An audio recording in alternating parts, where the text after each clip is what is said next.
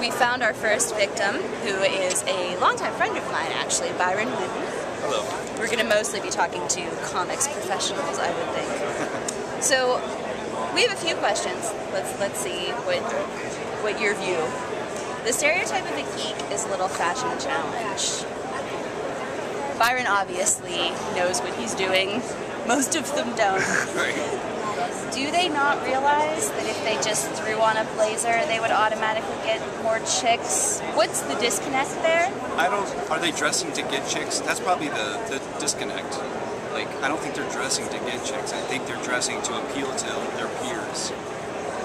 To say, hey, I'm cool with Aquaman or whoever. You know, not that I support Aquaman, but I think that's what they're doing.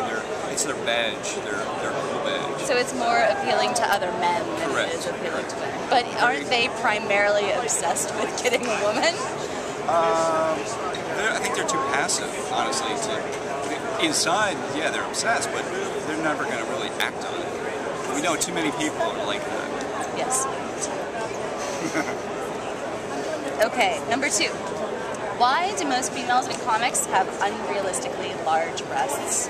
Oh boy, I've recently come under fire for this. Not in comics, but because I did some flyer art for a band, and had a woman that had.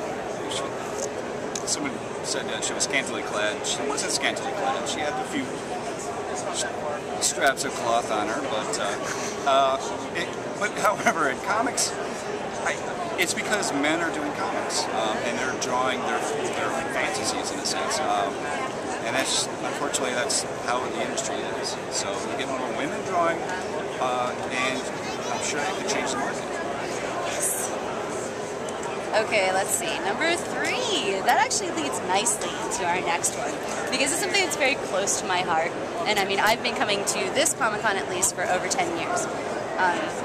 Do you think there's a certain misogyny at large in comics? And is there sort of a dimension to it that alienates girls? Like, it makes us either the damsel in distress or the sex kitten, and sort of nothing in between. Sure. I think you nailed both of the archetypes. The other one was the bad girl. I mean, that's the third one that gets skewed. But it's not just in comics. It's in our society in general. You know, it's that way, like sports. It's sort of the Madonna whore thing, and yeah. that's it. But in comics, again, you know, it started off as a man's industry, and now it's sort of changing. So there's talk lately about a political war on women. Anything from contraception to crazy laws about when conception lies. Is it really fair for all of this to be going on with a generally male legislature? No way.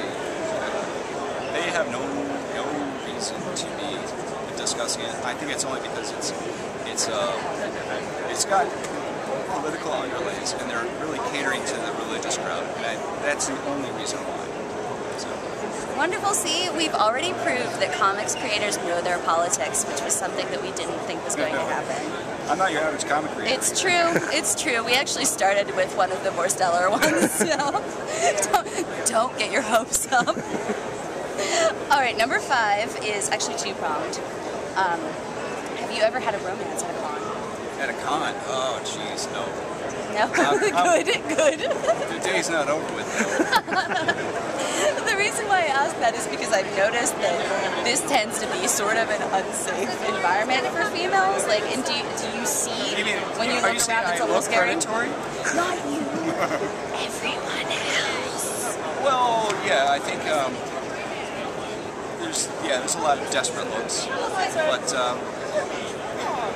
it can happen. I think that they're been encouraging it more, like especially was it the geek dating program that they had a couple of episodes, or I don't know, and then every once in a while I'll see like an email or somebody's promoting geek dating. I'm like, wow, you guys are really forcing those people together. You know. It can happen. It just probably won't happen here.